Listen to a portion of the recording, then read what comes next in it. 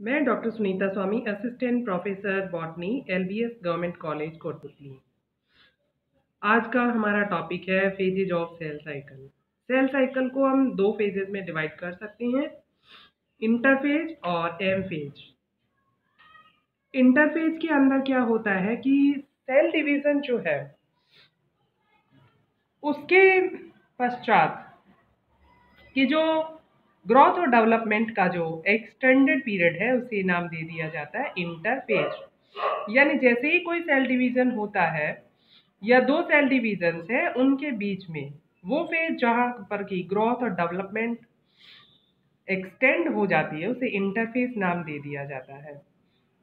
कि वास्तव में इसकी जो लिटिल एक्टिविटी है उसे लाइट माइक्रोस्कोप के अंदर जो है दिखाई दे जाती है, जहाँ पर कि सेल बिजी होती है और जिस दौरान डीएनए का सिंथेसिस हो जाता है, आरएनए का, प्रोटीन का भी सिंथेसिस हो जाता है। उसके अलावा कुछ बायोकेमिकल रिएक्शंस जो कि सेल्यूलर फंक्शंस के लिए चाहिए वो हो जाती है।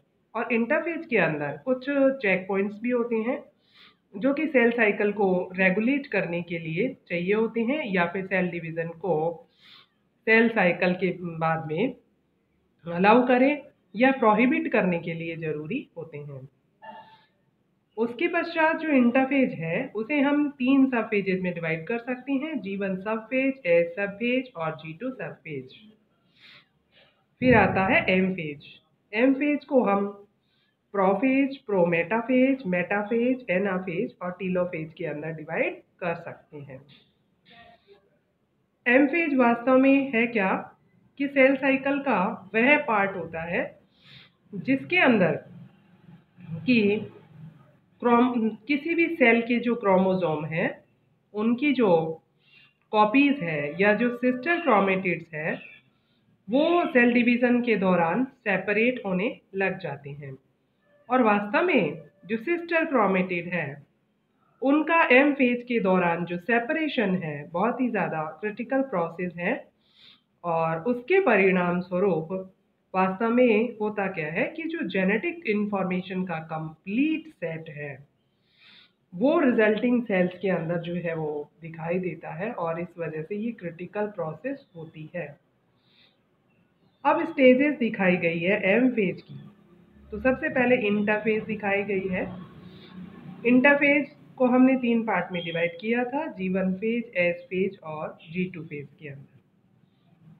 अब सेल जो है एक्चुअल डिवीजन फेज के अंदर एंटर करती है जिसे हम नाम दे देते हैं एम फेज।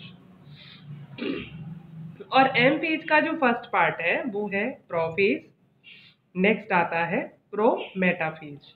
वास्तव में प्रोफेज के अंदर होता क्या है कि जो क्रोमोसोम है वो लाइट माइक्रोस्कोप के नीचे स्पष्ट दिखने शुरू हो जाते हैं, क्योंकि क्रोमोसोम जो है उनका रेप्लिकेशन हो चुका है एस फेज के अंदर, यानी वो डुप्लीकेट हो चुके हैं। यानी एक क्रोमोसोम के अंदर अब दो जो है क्रोमेटिड है जो कि सेंट्रोमियर से अटैच है। और माइटोटिक स्पिंडल का जो फॉर्मेशन है वो अब हो जाता है। और वैसे क्या है कि एनिमल सेल के अंदर जो स्पिंडल फाइबर्स है यानी जो माइटोटिक स्पिंडल्स हैं और वो एक जोड़ी सेंट्रोसोम से ग्रो करते हैं। और वास्तव में वो अपोजिट जो सेल की जो अपोजिट साइड्स हैं यानी जो सेल के अपोजिट पोल है वहाँ पर माइग्रेट कर जाते हैं। और देन आता है प्रोमेटाफेज। प्रोमेटाफेज के अंदर क्या है कि जो न्यूक्लियर मेम्ब्रेन है वो डिसइंटीग्रेट होना शुरू हो जाती है और स्पिंडल जो माइक्रोट्यूब्यूल है जो कि अभी तक न्यूक्लियस के बाहर स्थित है वो अब धीरे धीरे करके यानी अब न्यूक्लियस के अंदर जो है वो एंटर होना शुरू हो जाते हैं। और जो कुछ माइक्रोट्यूब्यूल्स हैं जो कि क्रोमोसोम के साथ में कांटेक्ट बनाते हैं, यानी जो एंड है माइक्रोट्यूब्यूल्स के वो, और प्रत्येक जो क्रोमोसोम है वो एक माइक्रोट्यूब्यूल की और काइनेटोकोर की सहायता से यानी जो सिस्टर क्रोमेटिड है वो माइक्रोट्यूब्यूल के साथ में काइनेटोकोर की सहायता से अटैच रहते हैं। यानी माइक्रोट्यूब्यूल्स जो है वो सेल सिस्टर जो क्रोमेटिड है उनसे उनके जो अपोजिट मतलब जो सेल है उसके जो पोल्स हैं उसकी साइड में स्थित रहते हैं।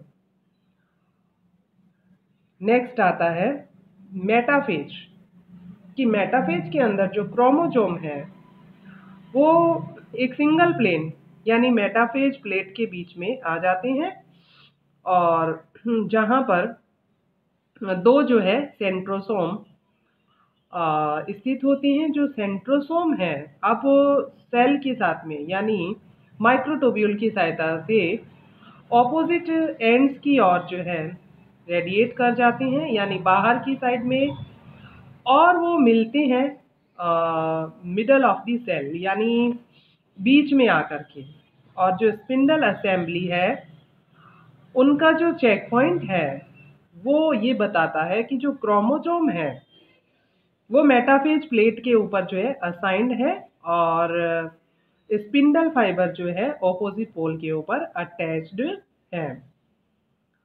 अब क्या होगा, नेक्स्ट जो एनाफेज है उसके अंदर की जो स्पिंडल असेंबली चेक पॉइंट जैसे ही पास होता है वैसे जो सिस्टर क्रोमेटिड का जो कनेक्शन है वो ब्रेक डाउन हो जाता है और जो सिस्टर क्रोमेटिड्स है वो सेपरेट हो जाती है। और अब ये जो क्रोमेटिड सेपरेशंस हैं वो मार्क करता है एनाफेज की बिगिनिंग को।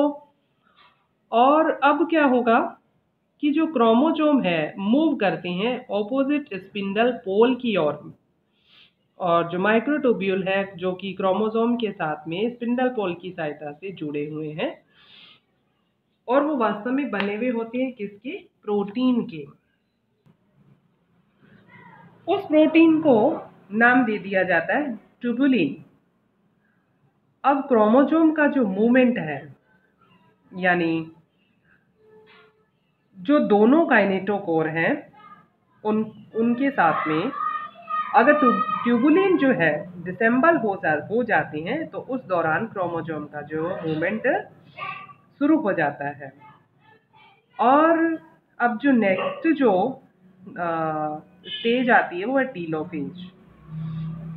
और टीलोफेज से पूर्व क्या होगा कि कुछ प्रोटीन है जिन्हें मॉलिक्यूलर मोटर्स नाम दे दिया जाता है जो कि ट्यूबुलिन मॉलिक्यूल्स को डिसेंबल करती है और उस वजह से क्या होगा कि एक स्पिंडल की सहायता से क्रोमोसोम के ऊपर यानी स्पिंडल पोल की ओर जो है क्रोमोसोम के ऊपर एक फोर्स जनरेट होता है।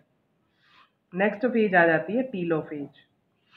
और टीलोफेज में क्या होता है कि जैसे ही एनाफेज में क्रोमोसोम्स यानी क्रोमेटिड्स जो वो सेपरेट हो जाते हैं और अब जो है क्रोमेटिड जो है एक सेपरेट क्रोमोसोम कहलाने लगती है। और टीलोफेज का जो मार्क होता है वो जैसे ही क्रोमोसोम स्पिंडल पोल्स की ओर आते हैं उस दौरान हो जाता है। अब न्यूक्लियर मेम्ब्रेन जो है क्रोमोसोम के चारों ओर बननी शुरू हो जाती है और दो सेपरेट न्यूक्लियाई है सेल के अंदर उनका फॉर्मेशन हो जाता है। जो क्रोमोसोम है वो रिलैक्स हो जाती हैं और उनकी जो लेंथ है वो थोड़ी ठीक हो जाती है। और कई बार क्या है कि जैसे ही सेल साइटोकाइनेसिस के अंदर एंटर करती है तो न्यूक्लियर मेम्ब्रेन वापस से डिसअपीयर होना दिखाई दे जाती है। उसके पश्चात जो दिखाया गया वो है कि सेल साइकिल के फीचर्स क्या हैं। सबसे पहले जैसे G1 फेज है जो कि स्टेबल है, नॉन डिवाइडिंग है। और उसके बाद में इंटरफेज है, इंटरफेज के अंदर जो G0 फेज है जो कि स्टेबल है और नॉन डिवाइडिंग है। और G1 फेज है जिसे कि ग्रोथ और डेवलपमेंट पीरियड नाम दे दिया जाता है। एस फेज है जहाँ डीएनए का सिंथेसिस होता है। G2 फेज के अंदर डिवीजन का प्रिपरेशन होता है। और एम फेज के अंदर है जैसे प्रोफेज, प्रोमेटाफेज, मेटाफेज, एनाफेज और टीलोफेज।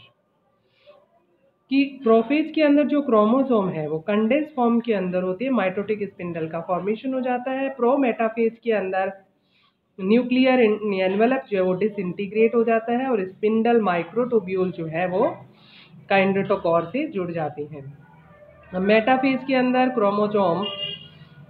एक क्रोमोसोम प्लेट के ऊपर आ जाते हैं और यहाँ पे स्पिंडल असेंबली चेक पॉइंट होता है। और एनाफेज में जो सिस्टर क्रोमेटिड्स हैं वो सेपरेट हो जाते हैं।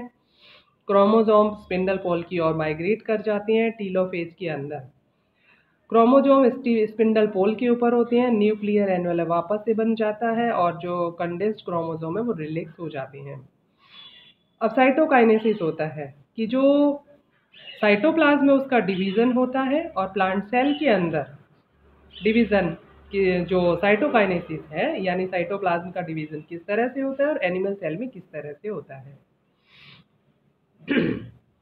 जो प्लांट सेल है उसके अंदर सेल प्लेट की सहायता से होता है और जो एनिमल सेल है उसके अंदर क्लीवेज फर्रो मेथड की सहायता से साइटोकाइनेसिस हो जाता है। अब जैसे ही पहले न्यूक्लियस का डिवीजन हुआ, अब साइटोप्लाज्म का डिवीजन हुआ, तो अब जो है एक सेल से दो सेल का फॉर्मेशन कंप्लीट हो जाता है।